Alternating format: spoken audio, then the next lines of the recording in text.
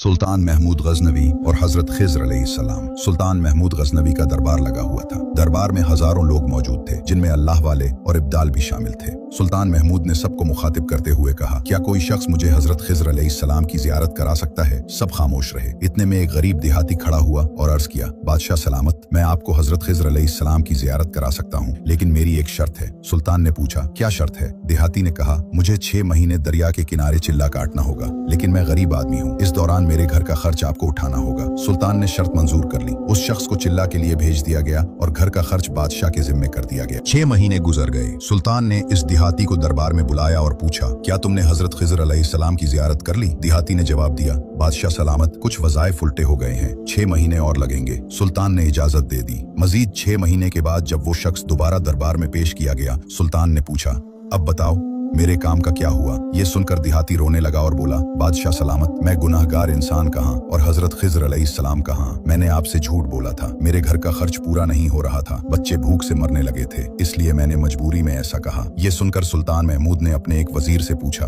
बताओ इस शख्स की सजा क्या है? वजीर ने कहा, बादशाह सलामत, इसने बादशाह के साथ झूठ बोला है, इसका गला काट दिया जाए। दरबार में एक नूरानी चेहरे वाले बुजुर्ग भी मौजूद थे। वो बोले, बादशाह सलामत, ये वजीर ठीक कह रहा है। सुल्तान ने दूसरे वजीर से पूछा, तुम क्या कहते हो? दूसरे वजीर ने कहा, ये शख्स फ्रॉड करके बादशाह को धोखा दे रहा था, इसका गला काटने के बजाय कुत्तों के आगे डाल दिया जाए ताकि जिल्लत के साथ मरे। नूरानी चेहरे वाले बुजुर्ग फिर बोले, बादशाह सलामत, ये वजीर भी ठीक कह रहा है। अब सुल्तान ने अपने गुलाम अयाज से पूछा, अयाज, तुम्हारी क्या राय है? अयाज ने अदब से कहा, बादशाह सलामत, इस गरीब के झूठ से ना आपकी बादशाही कम हुई और ना आपके खजाने में कोई कमी आई। अलबत्ता 1 साल तक इस गरीब के बच्चे आपकी दौलत सिलते रहे। अगर मेरी बात माने तो उसे माफ कर दें, अगर उसे कत्ल कर दिया गया तो इसके बच्चे भूख से मर जाएंगे। अयाज की बात सुनकर वही नूरानी चेहरे वाले बुजुर्ग बोले, बादशाह सलामत, अयाज ने बिल्कुल दुरुस्त कहा। ये सुनकर सुल्तान महमूद ने बाबा जी को बुलाया और पूछा, आपने हर वजीर की बात को दुरुस्त कहा, इसकी वजह बताएं। बाबा जी ने फरमाया, बादशाह सलामत, पहला वजीर कसाई के खानदान से है और कसाई का काम गला काटना होता है।